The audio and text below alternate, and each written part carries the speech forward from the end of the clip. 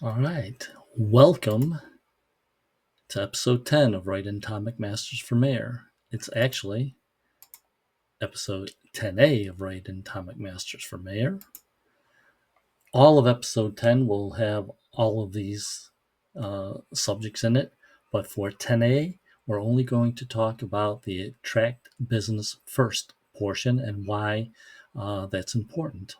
In this episode, I will compare two areas of the city that are about the same size, and one's a residential area, one is the Walmart, and you can see that the business area will contribute about $400,000, while the residential area contributes about $34,000. And so, obviously, the point I'm making is that we should be attracting businesses over attracting residential areas. Okay, Tom talks economic development. Attract businesses first. Okay, and you have businesses in the city, and that will attract people to come. And the main point of this particular episode is that no housing development pays for all the services that are needed.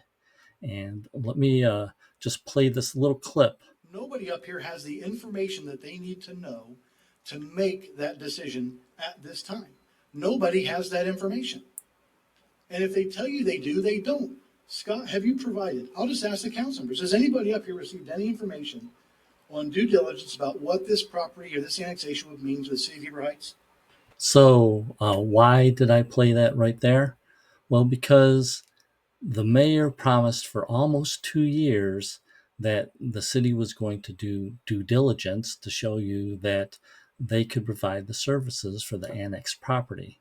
The problem is that no housing development pays for all the services that they need.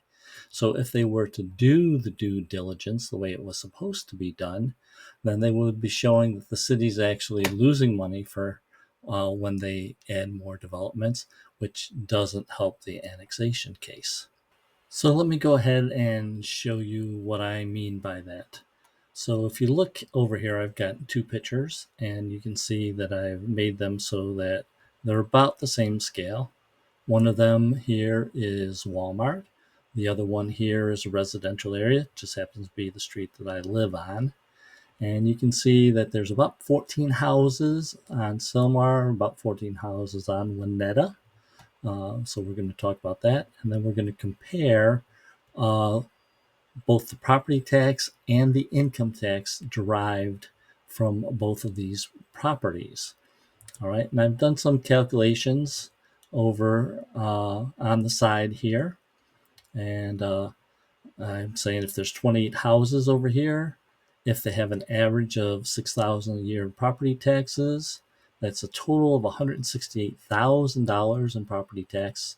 So if the city gets about 5.7% of that 168,000, then for this whole development, the city's going to end up with $9,542.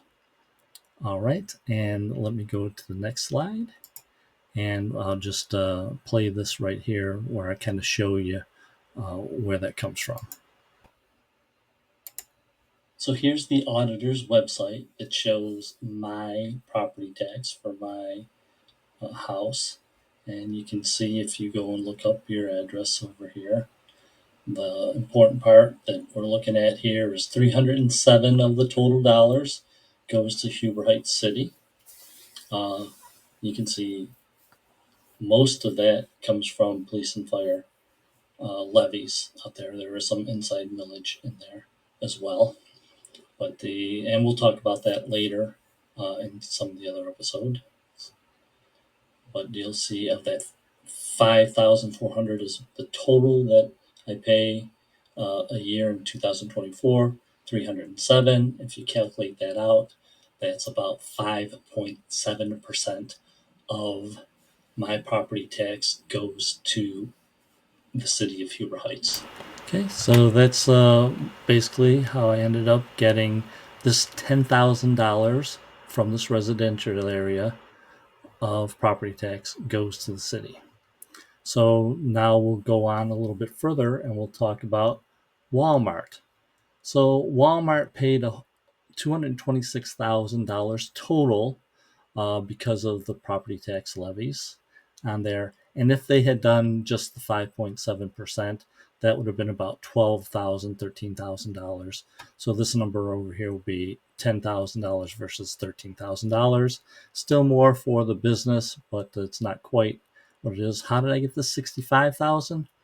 Well, actually, Walmart pays most of their property taxes as TIF. All right. So the way the TIF is now, if approximately 30% of that 215 in TIF goes to the city, then that's $64,700. And let me show you what I was looking at here off the uh, auditor's website.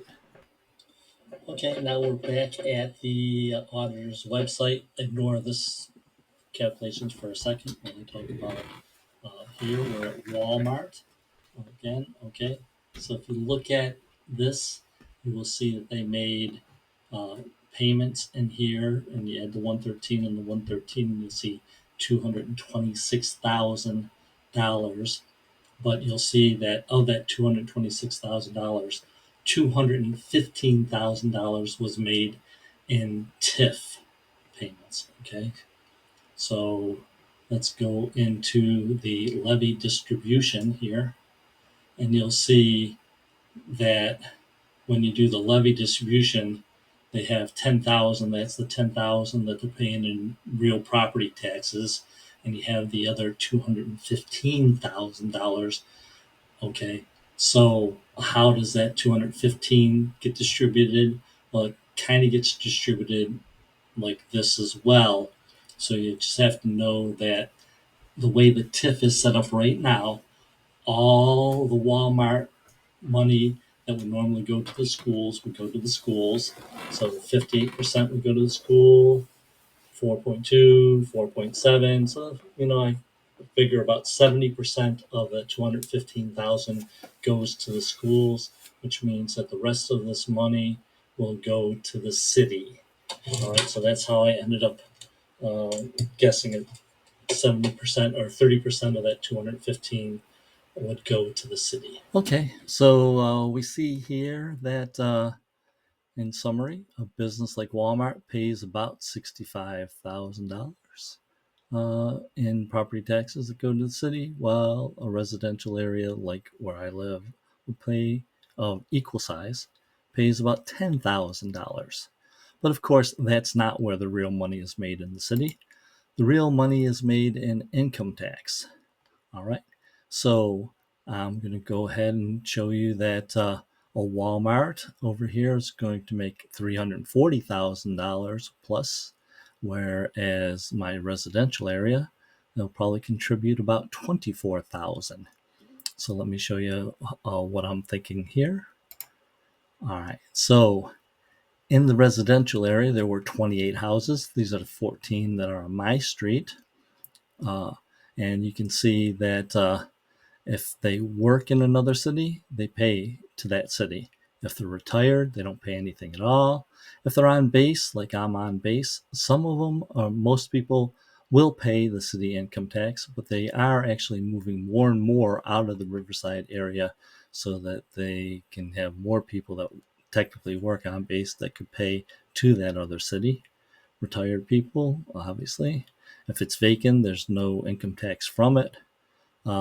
If they live in two different houses, they probably could pay in this house or they might pay from the other house. So I figure of the 28 houses that are in the two streets, you could expect maybe 9 of them to have incomes that are subject to the city income tax. All right. So if the average salary is 120 for those 9, that's about $1 million, which turns out to be about $24,000 in taxes from these neighborhoods that are essentially the same size as what you have in the Walmart. Okay, so how do we look at the Walmart? Well, you Google it, and Google will tell you there's about 300 employees at Walmart. So if 270 are like the cashiers and the stockers and stuff like that, their average salary is probably around $40,000 a year. And then you have 30 employees that are probably manager or pharmacist, some of the things that pay a little bit more. So they probably have about 120 on average. So if you do that math, you're getting a payroll of around 14 million a year, and that's turns out to be about $324,000 paid to the city for the Walmart. But this does not include the other shops in the area, doesn't include the shops inside the store, and it actually doesn't include any Walmart profits. So if Walmart itself made a profit on this facility, then they would pay an income tax over and above their salaries, what their employees are doing. I didn't even try to estimate that. I mean, you always hear that Walmart doesn't make any money. So I'm not sure exactly how much income tax the corporation pays. But some of these other things like the Oriental, not grocery store, but restaurant probably pays some income tax. But anyway, so income tax wise, I figure $340,000 plus is a good estimate for that compared to the 24,000 the residential. You can see that the residential contributes a lot more toward the cost of the city services than the residential areas do. So I received feedback that it really wasn't fair to compare an old neighborhood that I live in with a newer neighborhood. So that did make a little bit more sense, and you'll see the numbers are a lot different if you pick a new residential area like Carriage Trails. So that's what I'm going to do here in the next few minutes. All right. So I picked a pretty highly concentrated area, and you'll see that I've matched up the scales again. So they're about the same in here. And let's go through the computations. All right. So in here, we find about 85 houses. And in the best case scenario that I have here, you get $286,000 in income tax revenue to the city compared to the Walmart. And of course, the Walmart doesn't include all these other businesses that are in there, but we're not going to worry about that right now. We'll talk about the best case scenario. So in the best case scenario, we have two incomes for every house in there, average about 150,000 for those two incomes, and all that income is generated within the city of Huber Heights, so that it's all taxable and goes to the city of Huber Heights. All right. Does that make any sense? No, of course, that doesn't make any sense. But you can see that that income is still less than what you would get for a Walmart. Let's talk about something that makes a little bit more sense. All right. So here we're going to change the assumption from every house in here uh, generates income to the city. We're going to say there's still 85 houses, but 5 of those houses are owned by retirees. Okay. And retirees may have some income that's taxable.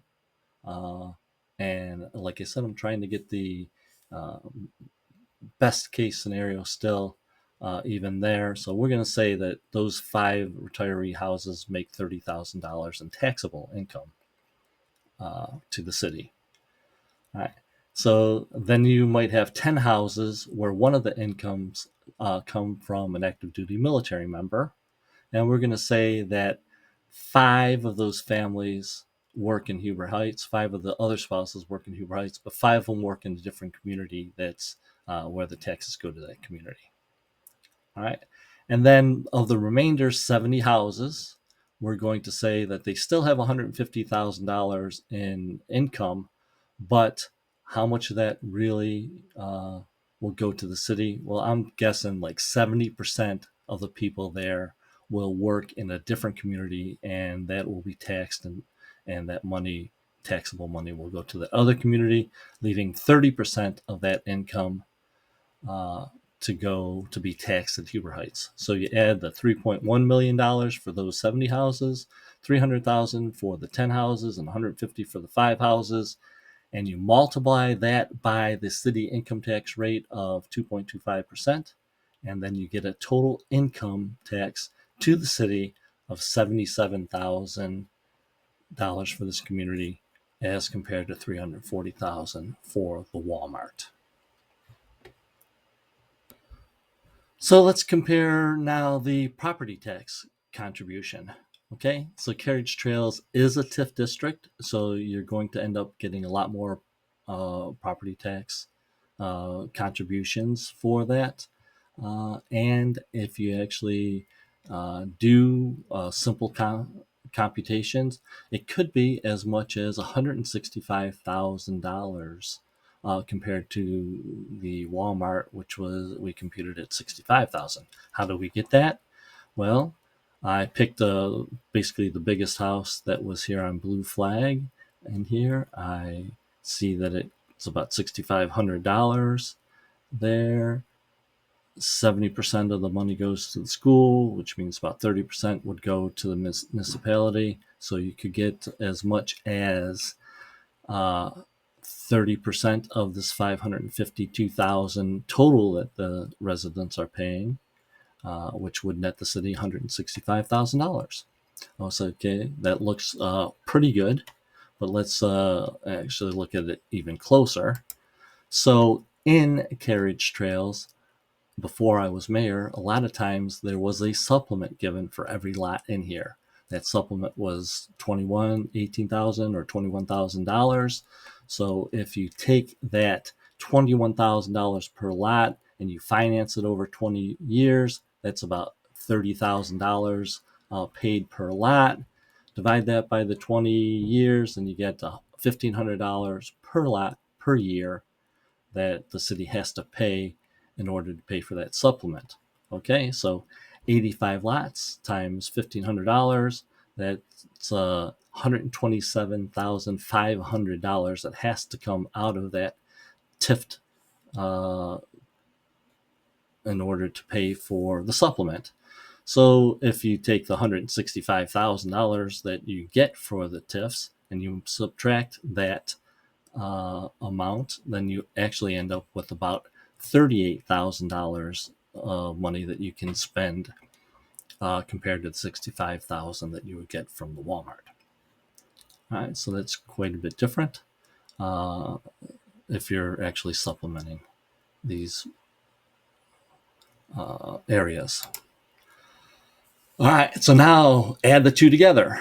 Okay, best case scenario with the income tax and with the no supplement, and you end up with it looks like you end up with more money through the housing development. But of course, especially the income tax doesn't make any sense whatsoever, right? So if you have a realistic and you have a supplement, what you're actually getting for this development is 116,000 compared to about 400,000. Now, if you go with no supplement, you're still at 243,000 for the residential area compared to $400,000 for the commercial area. This is a reasonable comparison. That's much more likely. All right, so I bounced off my back of the envelope calculations with somebody else, and that person actually had some decent resources and helped me back up my claim here. So you have my back of the envelope, and then you have what this person shared with me. He goes, you might bolster your claims by backing them up with information from the American Farmland Trust, Cost of Community Services Studies. They're fiscal snapshots that allocate a municipality's actual revenues and expenditures across three broad land use types: residential, commercial and industrial, working open lands, like farms. Across many communities, these studies consistently find that residential uses cost more in public services than they generate in local revenue. And he goes on to say, bottom line, these studies and others like it support your assertion that chasing rooftops is costly to a municipality. Conclusion, we should be attracting businesses first. But the kind of business does make a difference. The example I gave was a Walmart, and retail businesses are nice. But a Trimble, or those found in Center Point 70, or a Browse and Mortar, which is an engineering company, or medical facilities, they provide even more potential than the retail business. So Tom's economic philosophy: attract high quality businesses first. Stop providing incentives for housing developments that cost the city money even without the incentives. Housing developments shall occur naturally when there are strong businesses present. All right. So you have come to the end of a Write-In Tom McMasters for Mayor, episode 10A. If you will, please like, comment, and share this video.